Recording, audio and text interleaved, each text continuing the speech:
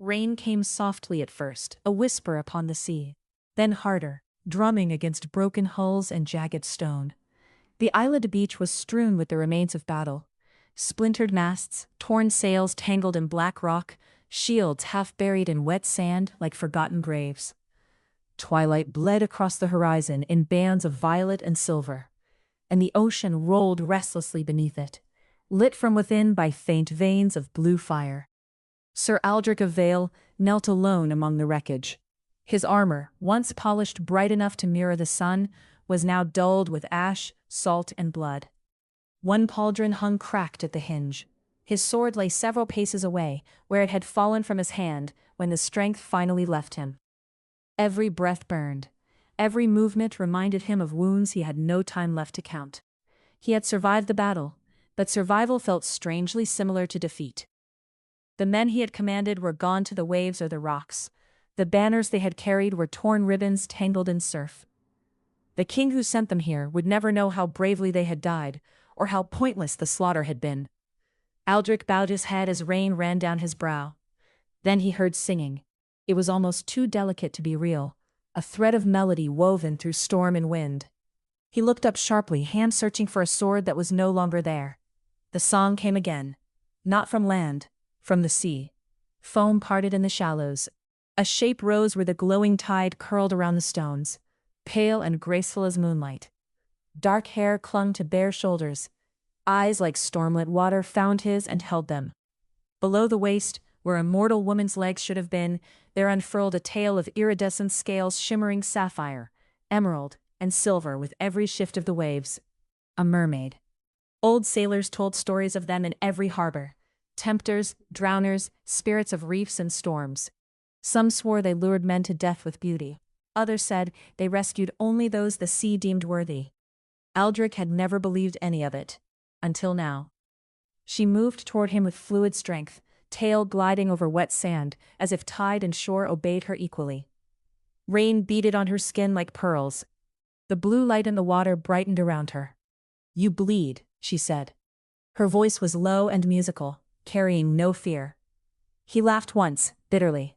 Among other things. She studied him with grave curiosity. "You fought for men who would not mourn you."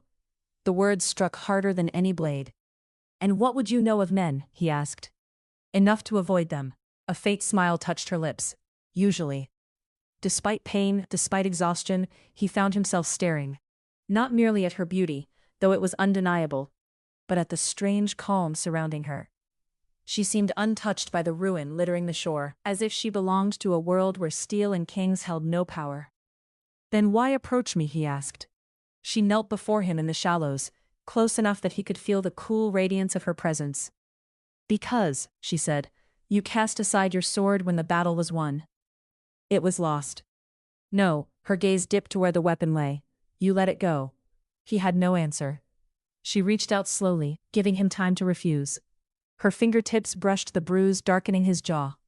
The touch was light, yet something in it eased the pounding ache behind his eyes. Aldrich inhaled sharply. "What are you?" he murmured. She tilted her head. "Lonely." The confession disarmed him more thoroughly than any magic could have. Rain intensified, slanting across them in silver sheets. A distant wave smashed against wreckage with a crack like thunder. Instinctively he swayed toward her, and she caught him with surprising strength. "Easy," she whispered. She guided him down to the sand, beside a leaning spar of timber that gave some shelter from the wind. Her tail curled around them partly, gleaming like living armor. Aldrich sat heavily, chest heaving. "You should fear me," she said after a moment. "I should fear many things," he replied. "Yet tonight, I am too tired." That earned the first true smile from her. Small, bright, devastating. "I am Nerita." "Aldrich." She repeated his name softly, as though tasting it. A heavy name. "It was my father's. And does it fit you?" He thought of duty, titles, expectations forged like chains. Less each year. Nerita's fingers traced a dent in his breastplate. "Then perhaps the sea will wash it away." He watched her hand move over scarred steel, and something warm stirred beneath layers long gone cold. "You speak as if the sea keeps what it takes." "It does." Her eyes met his. "But sometimes it returns what was lost." For a while they listened to the rain.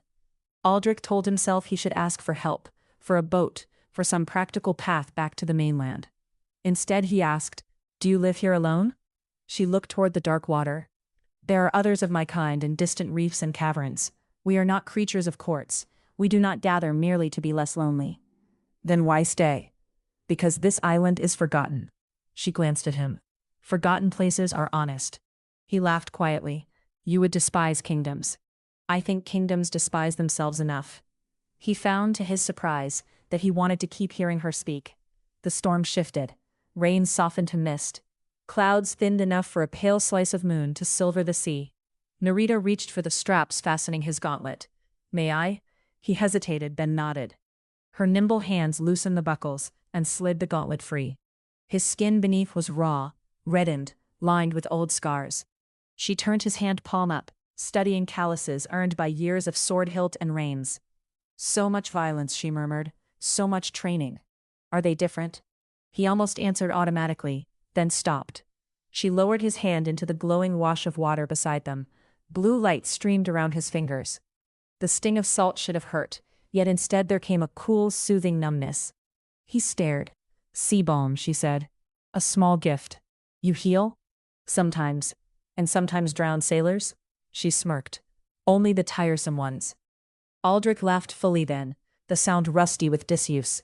It startled him enough that he fell silent. Narita seemed pleased. One by one she unfastened pieces of armor with his permission. The damaged pauldron, vambrace, breastplate straps loosened enough for him to breathe. Each release felt like surrendering a burden he had forgotten he carried. Beneath the metal, his tunic was torn and sticky with blood. Her expression darkened at the sight of a cut along his ribs. "I have had worse, and likely boasted of them." He raised a brow. "You know knights well for one who avoids men. I know vanity in all species." She tore a strip from the ruined hem of his cloak and rinsed it in luminous water. Her hands were deft and careful as she cleaned the wound. Aldrich clenched his jaw but did not flinch. "You hide pain badly," she observed. "I was told the opposite." "You were lied to." He should have been offended. Instead, he found himself smiling again. When she finished binding the cut, her hand lingered at his side. Warm skin against skin. Rainwater cooling everywhere else. The air between them changed. Neither moved away. He looked at her mouth, full and soft in the moonlight. She noticed. Her lashes lowered. "You stare boldly for a dying man," she said. "I feel less dead than an hour ago." "That is not an answer. It is the truest one I have." Something tender flickered across her face. She leaned closer, slow enough that he could stop her. He did not. Their first kiss was tentative, almost reverent. Her lips tasted of rain and salt, and something bright he could not name. Aldrich felt years of discipline and restraint crack like old ice beneath sudden thaw. He touched her waist carefully, half expecting scales there, but found smooth skin that gave way lower to the cool satin texture of her tail. She sighed against his mouth. When they parted, foreheads resting together, both breathed harder. "You are dangerous," he murmured. "I warned you." Too late. Narita kissed him again, deeper this time. The storm and wreckage disappeared. There was only the hush of tide, the faint glow surrounding them, the brush of her fingers through his wet hair, the answering grip of his hands at her back. No haste. No hunger sharpened into cruelty. Only discovery. She drew back first. "If you continue looking at me so," she said softly, "I may begin to think you enchanted." "I am. That was not permission to flatter me." "I was never skilled at flattery." "Good." Her thumb brushed his lower lip. "I prefer honesty." He swallowed. "Then honestly, I have not wanted anything in a very long time. Until now." The jest vanished from her eyes. "Aldrich." She said his name as if it mattered. He touched a curl plastered to her cheek. "What becomes of this when dawn comes? Must everything become something?" "Yes," his voice roughened. "That is how men survive." "We are not surviving now," she said. "We are living."